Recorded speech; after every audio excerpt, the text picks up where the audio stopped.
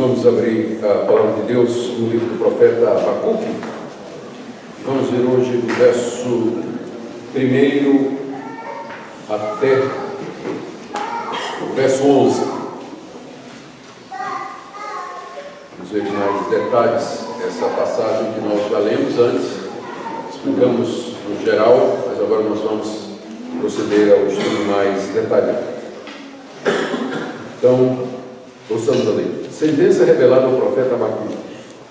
Até quando, Senhor, clamarei eu, e tu não me escutarás? Gritar-te-ei violência, e não salvarás? Porque me mostras a iniquidade e me fazes ver a opressão? Pois a destruição e a violência estão diante de mim, há contendas e o litígio se suscita. Por essa causa a lei se afrouxa e a justiça nunca se manifesta, porque o perverso cerca o justo, a justiça é torcida. Vede entre as nações, olhai, maravilhai-vos e desvanecei, porque realizo em vossos dias obra tal que vós não crereis quando vos for contada.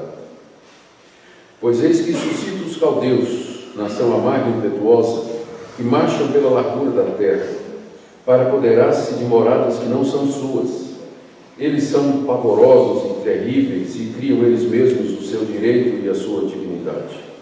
Os seus cavalos são mais ligeiros do que os leopardos, mais ferozes do que os lobos. Ao anoitecer são seus cavaleiros, que se espalham por toda parte. Sim, os seus cavaleiros chegam de longe, voam como águia que se precipita a devorar. Eles todos vêm para fazer violência. O seu rosto suspira por seguir avante. Eles reúnem os cativos como areia.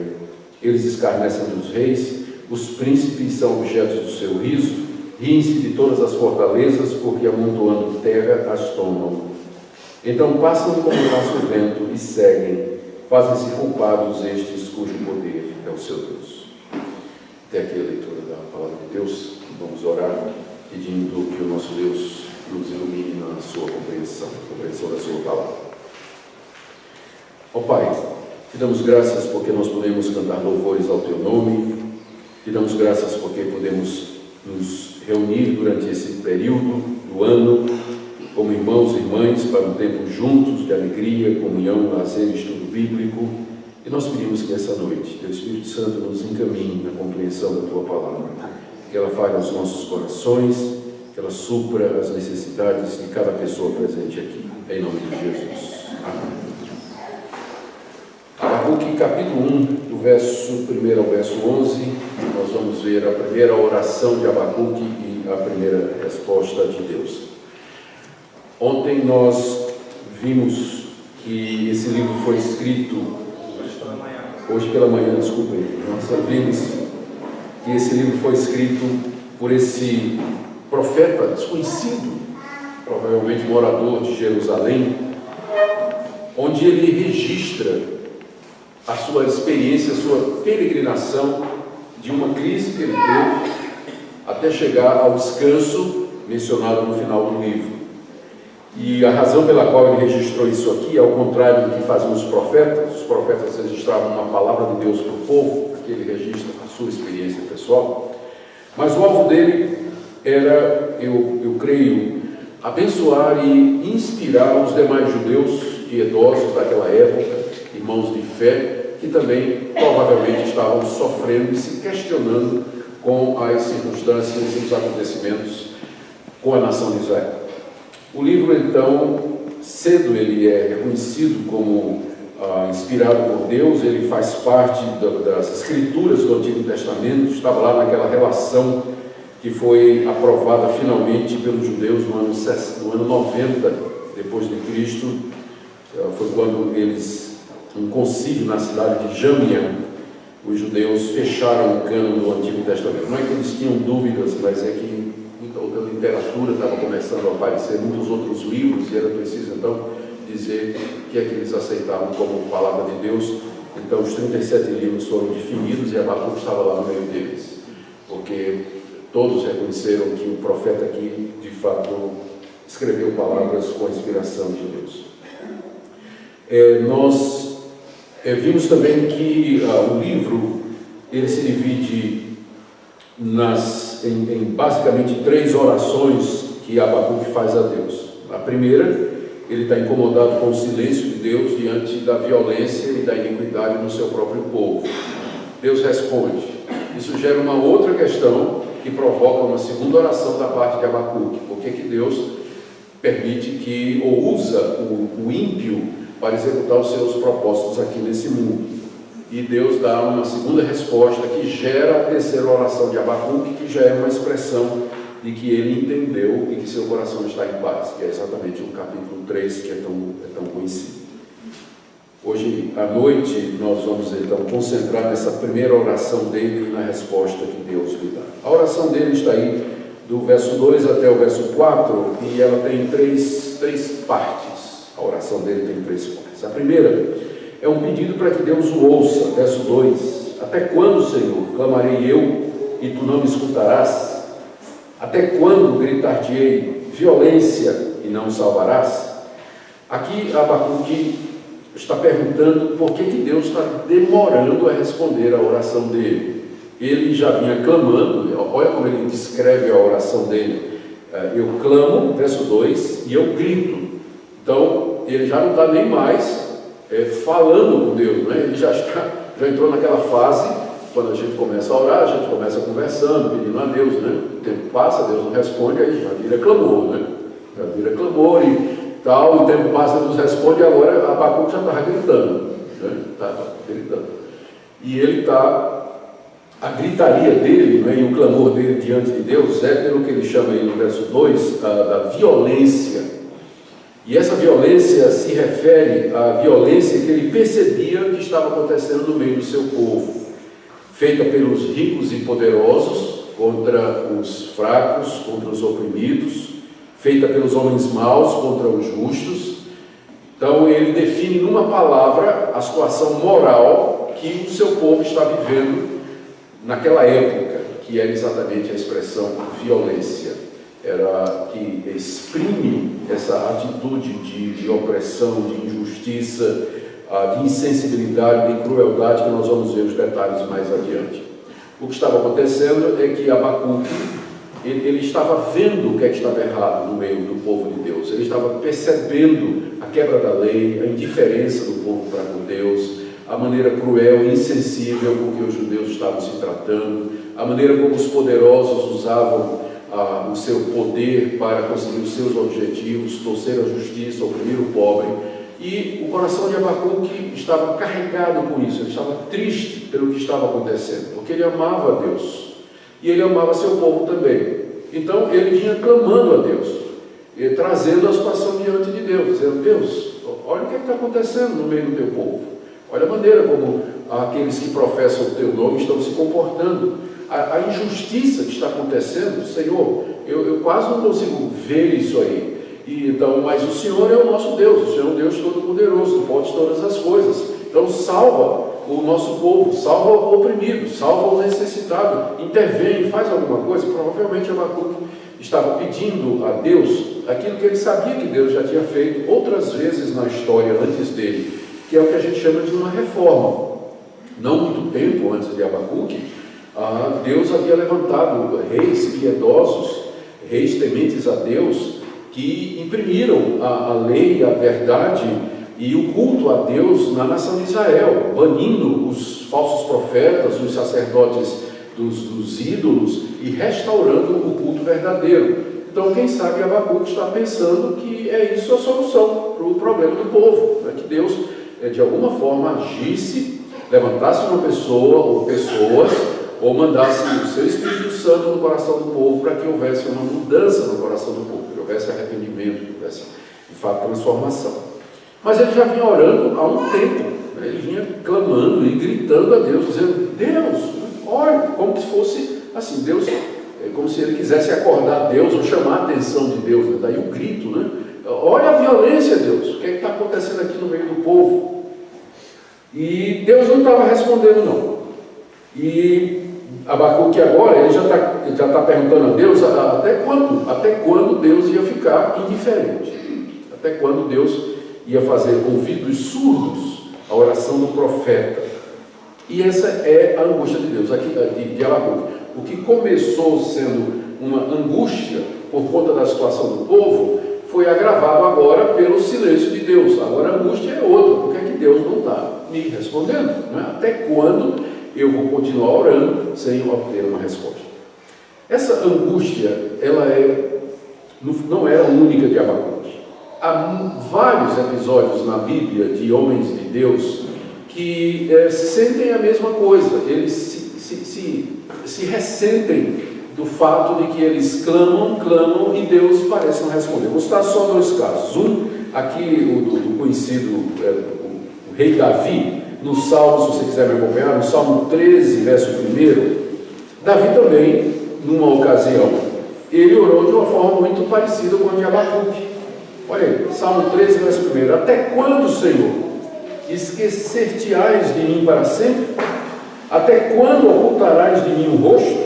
Até quando estarei eu relutando dentro de minha alma, com tristeza no coração cada dia?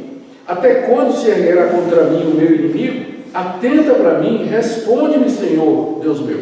Você percebe a angústia de Davi. Ele está perguntando até quando Deus não vai ouvir o clamor dele diante da necessidade que ele está passando. O outro que passou por isso também, e registrou a experiência, foi o levita chamado Emã, no Salmo 88, onde ele diz, nos versos 1 a 2, ó Senhor Deus da minha salvação, dia e noite clamo diante de ti, chega a tua presença a minha oração, inclina os ouvidos ao meu clamor. E nos versos 13 e 14, eu, Senhor, clamo a ti por socorro, e antemanhã já se antecipa diante de ti a minha oração. Porque rejeitas, Senhor, a minha alma e ocultas de mim o teu rosto?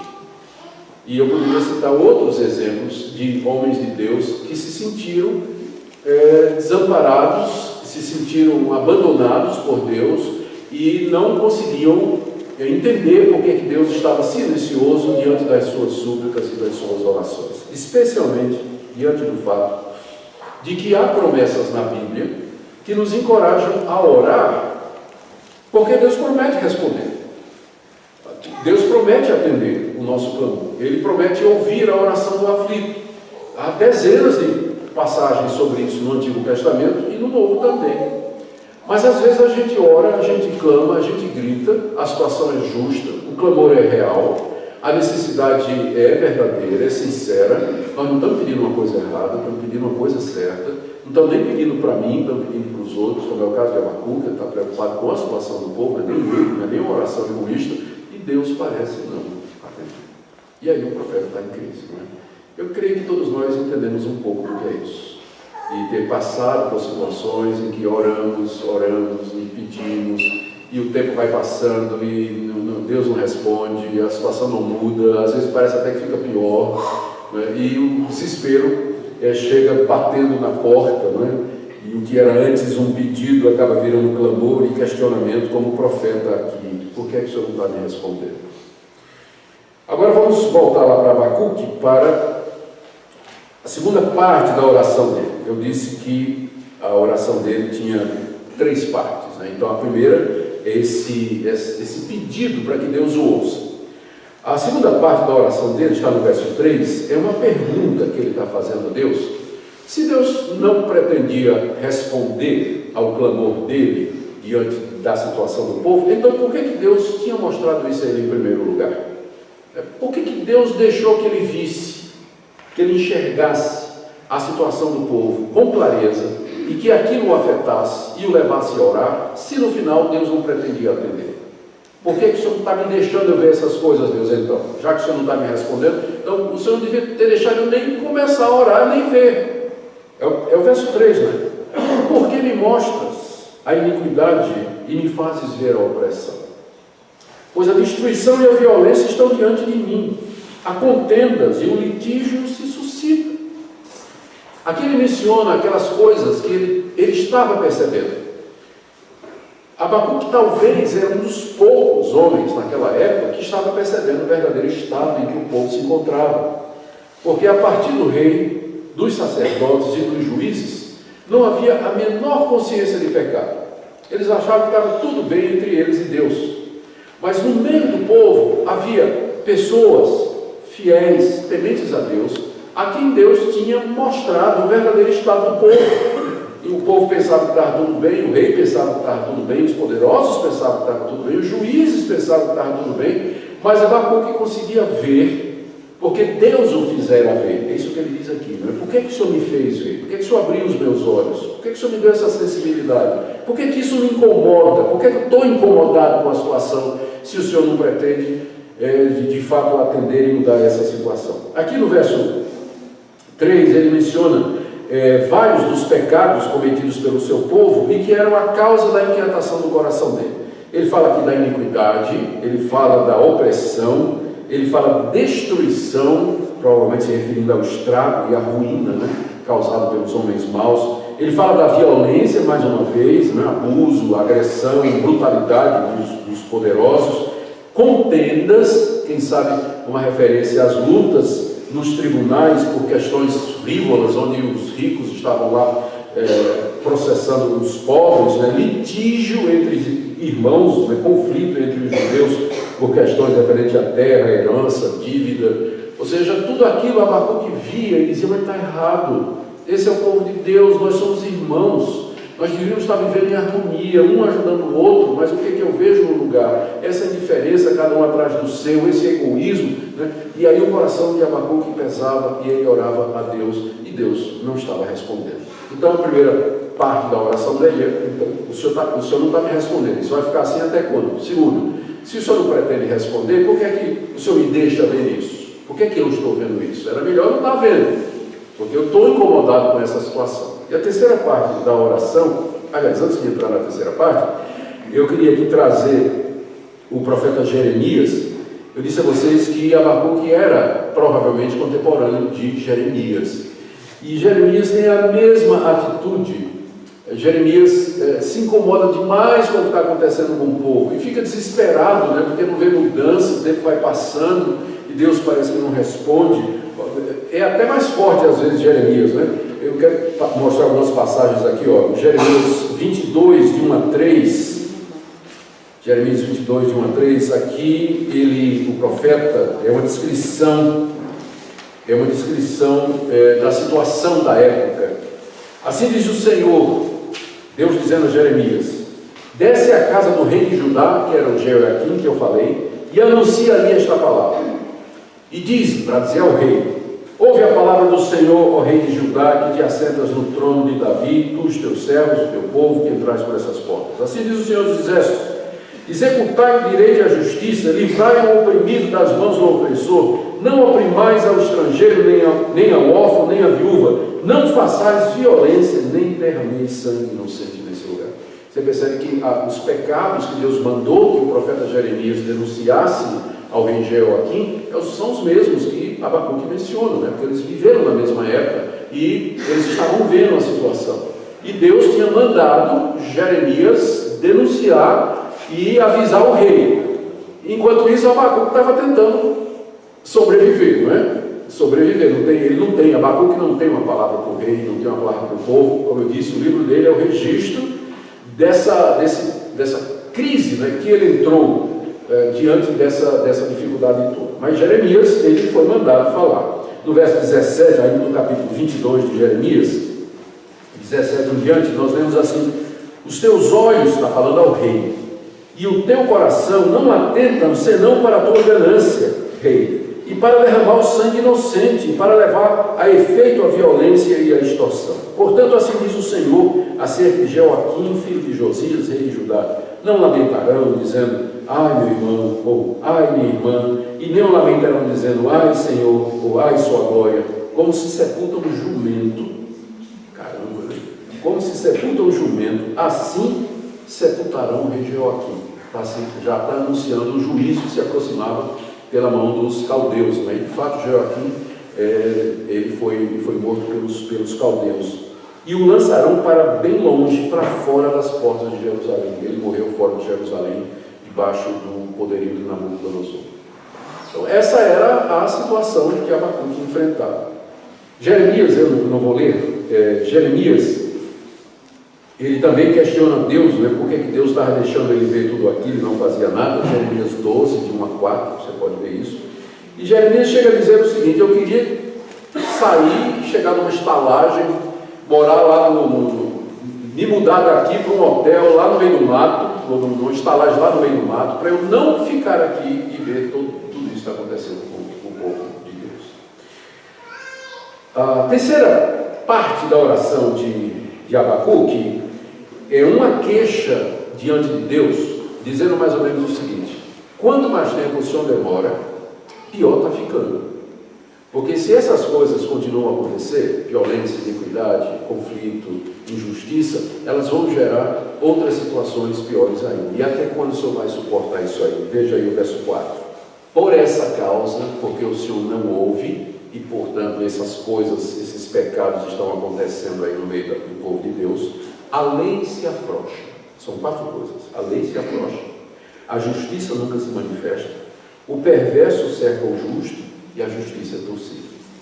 Ou seja, quando o pecado está corroendo o coração da nação, o juízo se corrompe, a justiça se corrompe. Aqueles que deveriam dar as sentenças corretas, impor a lei, deveriam manter a legalidade, decidir entre o certo e o errado, favorecer o justo e condenar o injusto, eles se corrompem também. E Deus, e Abacuque está dizendo a Deus: olha, porque o Senhor está demorando, os juízes estão sendo corrompidos, estão sendo comprados, e eles estão dando tudo, está saindo tudo errado. Olha o que ele diz. Primeiro, a lei se afrouxa. Israel tinha uma lei, a lei de Moisés, que mandava cuidar dos pobres, das viúvas, dos necessitados. A lei regulava a questão de empréstimos, não podia tomar a capa do pobre por empréstimo. Se o pobre lhe emprestava, empenhava a capa dele, porque ele só tinha a capa, então você só podia ficar com ela durante o dia, de noite você tinha que devolver para ele poder se cobrir com alguma coisa. Então a lei de Moisés era muito específica para cuidar dessas relações: empréstimo, a pobreza, viuvez, a dívida, propriedades, herança, a questão de filhos. A lei é muito específica. Só que à medida que a corrupção, à medida que o pecado estava acontecendo na nação, o pessoal se tornava indiferente para com a lei. Tem lei sim, mas e daí? Parece familiar? Tem lei, a lei é boa, está correta, temos boas leis, mas quem liga? A lei se afrouxa. Não é que a lei se afrouxa, mas o cumprimento dela se afrouxa por parte dos cidadãos que deveriam, e daqueles que deveriam imprimir a lei e reforçar a lei e aplicá-la aqui. A lei se afrouxa. Segundo, a justiça nunca se manifesta, porque primeiro ninguém liga. E quando apelam para a justiça, ou demora, né? A justiça nunca se manifesta, quer dizer, ou ela demora demais, parece familiar, e quando sai o mandato, né, ninguém cumpre. Ninguém cumpre. A justiça não se manifesta. Terceira coisa que ele diz: o perverso cerca o justo. Em época de faroeste, né, onde cada um faz a sua lei, o poderoso que tem dinheiro, ele é que imprime, ele vai dizer o que é certo e o que é errado. Ele compra juiz, ele suborna juiz, ele compra sentença, ele corrompe testemunha, ele ameaça, ele manda matar. Então o perverso cerca o justo, e é o que estava acontecendo na nação de Israel. E a lei é torcida, ou seja, no final, o direito, o certo, o justo e o verdadeiro perdem, porque são derrotados pelos maus, ímpios e perversos. Como eu disse, compra juiz, ameaça, manda matar, torce sentença, compra decisão e assim por diante. Então essa é a queixa de Abacuque diante de Deus. Eu fico pensando Deus ouvindo Abacuque, né? Porque o profeta argumenta bem. De fato, a oração de Abacuque aqui, essas 3 partes, elas revelam uma pessoa que entendeu a situação do povo, que conhece a lei de Deus, sabe que Deus pode intervir e sabe quais serão as consequências na nação de Israel se aquela situação continua. A queixa dele, então, é que Deus não responde, que Deus não age, parece que Deus não se importa. E aqui essa oração reflete uma das maiores angústias nossas. O crente verdadeiro, que conhece a Deus, conhece a santidade de Deus, a justiça de Deus, conhece a verdade, ele já foi perdoado, ele foi regenerado pelo Espírito Santo, ele ama a palavra de Deus, quer andar segundo a palavra de Deus.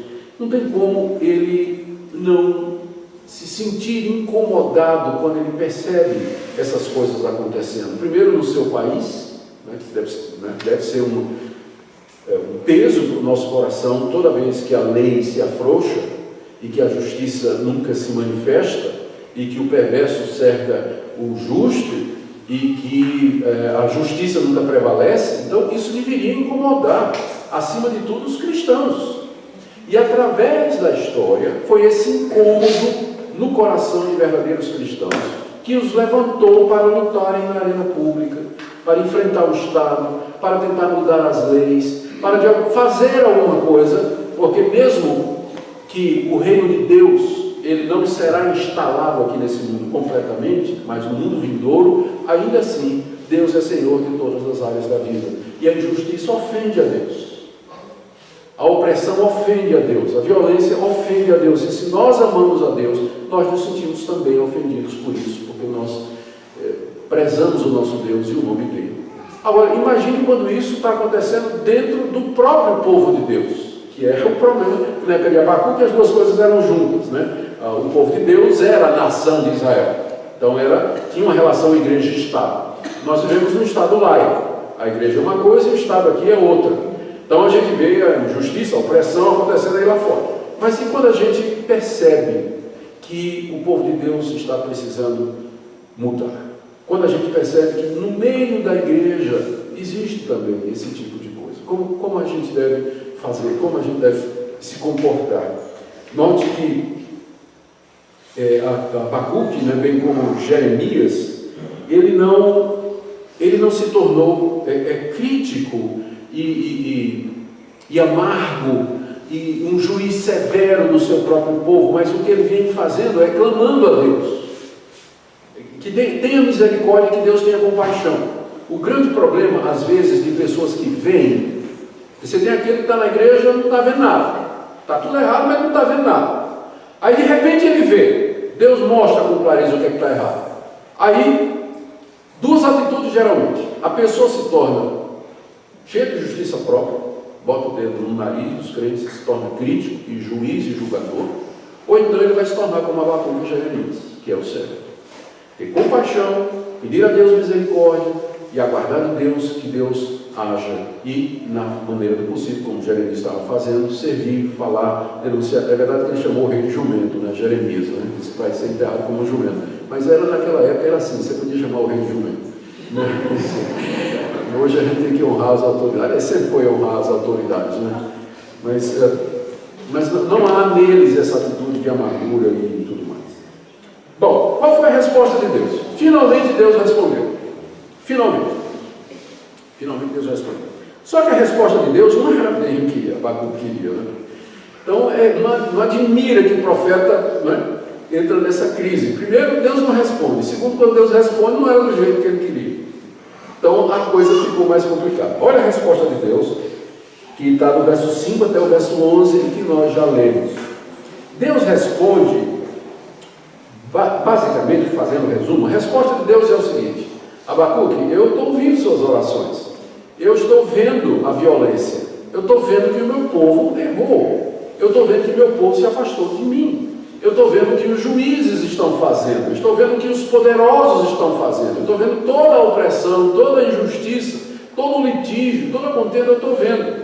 Só que agora eu não vou mais fazer o que eu já fiz com vocês várias vezes e vocês não aprenderam. Eu mandei reis, eu mandei profetas, mandei sacerdotes, houve reforma, houve mudança, mas vocês persistem em ignorar. Então, dessa vez eu vou dar uma lição a vocês, que vocês não vão esquecer. Só que essa lição que eu vou dar em vocês será através de um povo estrangeiro. Eu vou trazer contra vocês uma nação poderosa, uma nação ímpia, uma nação idólatra, uma nação má, e ela vai entrar aí, ela vai arrebentar com Jerusalém. Vocês vão perder tudo que vocês têm, muitos de vocês vão morrer, outros vão ser levados como escravos, porque vocês me abandonaram. Não tem mais reforma não, agora é chicote. O tempo de reforma já passou. Então eu estou te ouvindo, Abacuque, só que não vai ser como você está querendo. Essa é a resposta de Deus aqui no verso 5 até o verso 11. No verso 5, a resposta de Deus começa dizendo para Abacuque, e em Abacuque dizendo à nação de Israel, que a resposta dele vem das nações. Vede entre as nações Você está orando para mim, querendo a resposta? Olhe entre as nações, olhe para o cenário mundial. O que é que está acontecendo? O que é que você está vendo, Abacuque? O que é que você está vendo? Olhai e maravilhai-vos e desvanecei. Quer dizer, fiquem atônitos, fiquem surpresos, fiquem espantados com o que eu vou fazer. Porque eu não vou fazer uma coisa pequena, porque eu vou fazer uma coisa séria.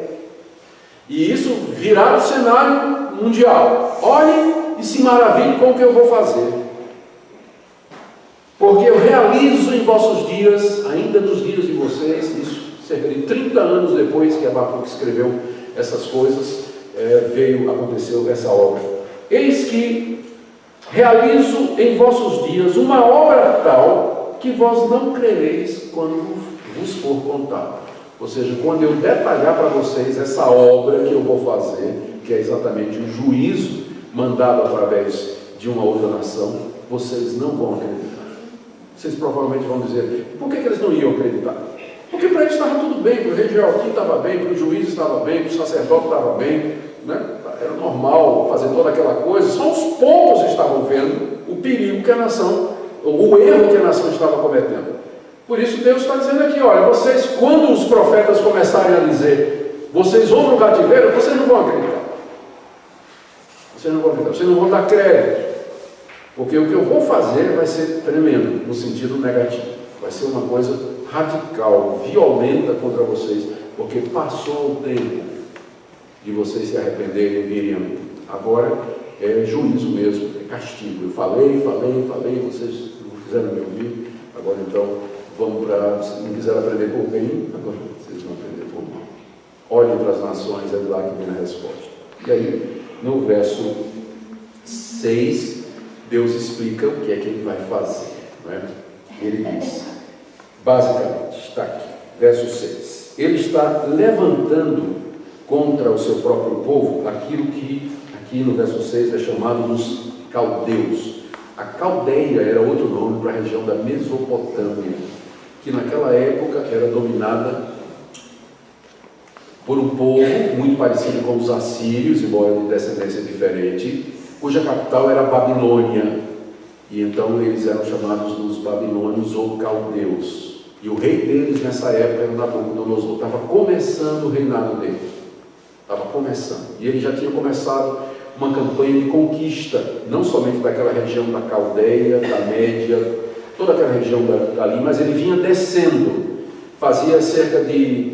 Antes dele, os babilônicos, antes dele, né, os assírios, que era o povo que antecedia, já tinham começado uma campanha de expansão, né, daquela região, e já tinham agregado parte do Egito, cerca de 120 anos antes, e que levou também, tinha dominado o Egito e levou o reino do norte. Eu falei disso hoje de manhã. E agora, substituindo os assírios, e tendo vencido os assírios, os babilônicos ou caldeus, eles estavam outra vez marchando para a conquista de mais terra. Eles tinham visão de um império mundial. Só que Deus diz que quem está levantando os caldeus, quem está por detrás do surgimento daquela nação, que era um poderio militar, era o próprio Deus, né? Eu suscito aqui, eu levanto, eu instigo, eu proporciono as condições para que essa nação se torne a nação mais poderosa da época, não é? Era Deus que estava por detrás. E Deus estava dirigindo esse império exatamente contra o seu povo. Exatamente contra o seu povo. Humanamente falando, não fazia sentido a briga de Babilônia com Israel. Porque Babilônia era um império gigantesco. Israel era uma naçãozinha ali espremida numa faixa de terra entre o mar Mediterrâneo e o mar Salgado, né, que estava ali, o mar Morto. Era uma faixinha de terra ali, um povinho. Na verdade, os babilônicos estavam descendo para pegar o Egito. Só que Israel estava bem no caminho, pessoal, olha o mapa. Estava bem na rota. Então, do ponto de vista humano, né, ninguém ia dizer assim que os caldeus se organizaram, criaram um exército numeroso para atacar Israel. Não. Eles iam brigar com a outra potência que era o Egito, né, que estava ressurgindo. Só que no caminho estava Israel. Olhando do ponto de vista de Deus, esse era o plano dele com isso. Deus queria, na verdade, punir o seu povo e ele usaria esse poder mundial que estava se levantando no cenário internacional naquela época. E aí ele descreve, Ele descreve aqui os caldeus.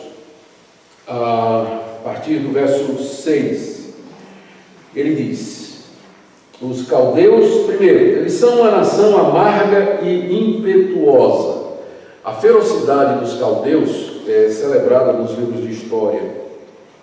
Era um povo que não era um povo guerreiro, um povo bélico, um povo empenhado numa conquista mundial.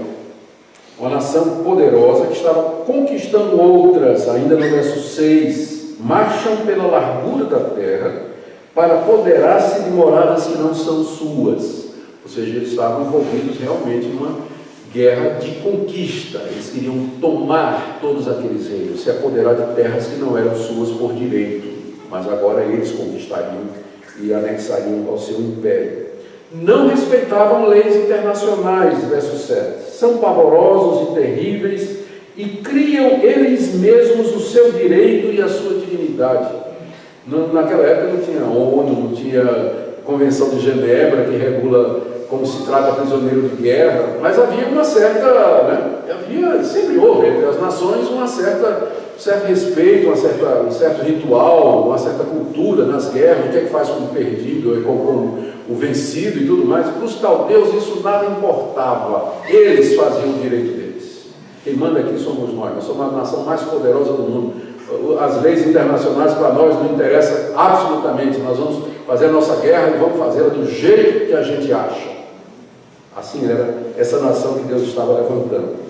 No verso 8, Deus descreve os exércitos caldeus e compara a leopardos, lobos e águias, a velocidade, a ferocidade e a determinação. Assim era o exército caldeu. Era conhecido pela sua eficácia, era um exército conhecido pela sua violência e era conhecido pela sua invencibilidade. Era esse povo que Deus estava trazendo contra o seu próprio povo. Eles estavam altamente motivados para a guerra. Veja aí o verso 9, quando Deus diz: eles todos vêm para fazer violência e o rosto deles suspira por seguir adiante. Ou seja, eles vão em frente, estão suspirando, desejando: eu quero mais, eu quero ir em frente, eu quero conquistar tudo. Era um pessoal altamente motivado para a guerra. Eles vinham mesmo para conquistar, para vencer todas aquelas nações. E já tinham obtido grandes vitórias. O verso 10 fala que, no final do verso 9, diz que eles já reuniam os cativos como areia. Os prisioneiros de guerra dos caldeus eram tão numerosos como a areia do mar. Deus está dizendo assim, é uma expressão de exagero, mas quer dizer, é um número muito grande. Já tinha muitos prisioneiros de guerra que eles tinham feito das nações que eles já tinham conquistado e estavam caminhando para Israel. No verso 10 fala de outras vitórias. Eles escarnecem dos reis, os príncipes são objeto do seu riso, eles se riem de todas as fortalezas, e diz aqui: porque amontoando terra as tomam.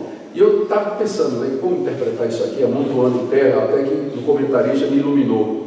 Eles, quando chegavam nas fortalezas, aquelas altas muralhas intransponíveis, muito altas, eles faziam rampas de terra, amontoavam terra, faziam rampa, para que os seus exércitos então subissem lá e conquistassem aquelas fortalezas. Ou seja, ninguém ficava na frente deles. Eles eram invencíveis e já tinham história, já tinham demonstrado isso. E no verso 11, Deus diz: e eles passam como vento e seguem, e pronunciam um juízo sobre eles que vai ser mais expandido no capítulo 2. Fazem-se culpados. Eles são culpados diante de Deus. São culpados por toda essa violência, tudo que eles estão fazendo, esse roubo de terras e tudo. Esses cujo poder é o seu Deus. Os babilônicos cultuavam ou adoravam uma única coisa: o poder. Eles tinham deuses, tinham muitos deuses, mas os deuses babilônicos eram deuses de guerra, eram deuses que de alguma forma estavam relacionados com conquista, destruição. No final, os babilônicos adoravam o poder. Era a única coisa que os impressionava, era a única coisa que eles queriam e era a única coisa que eles sabiam exercitar. E aí, esse poder era um ídolo que tomava o lugar de Deus, porque eles pensavam que o poder que eles tinham adquirido vinha deles. da habilidade deles, da capacidade dos seus exércitos, da força do seu braço, da sua esperteza para a tática militar, da sua estratégia de guerra. Eles pensavam que eles tinham adquirido todas aquelas terras e obtido todas aquelas vitórias, quando na verdade, desde o começo, Deus estava dizendo: eu sou aquele que estou levantando os caldeus, sou eu que estou fazendo isso, eu é que estou agindo por detrás, porque eu tenho um plano, eu tenho um propósito, e eu estou usando os caldeus para executar esses planos. Mas o ímpio, ele não percebe a mão de Deus ao redor dele, e ele adora outros deuses, com frequência o poder, o dinheiro,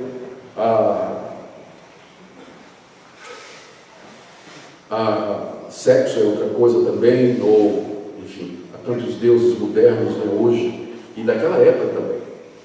Os assírios, digo, os babilônicos, então eles eram esse tipo de povo, e eles eram culpados diante de Deus.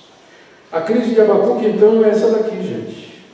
A gente pode imaginar o sentimento de Abacuque. Olha a descrição, parece que Deus, a descrição que Deus faz aqui para Abacuque, do exército caldeus, era para deixar Abacuque assim, ó. Quando Abacuque ouviu isso aí, ele reflete isso aí, ó, lá no capítulo 3, vai comigo, capítulo 3. Tenho ouvido, Senhor, verso 2, as tuas declarações e me sinto alarmado. Ouvi as tuas declarações e me sinto alarmado, porque realmente esse povo que o Senhor está trazendo contra nós não tem chance de defesa, nós não temos como ganhar essa guerra.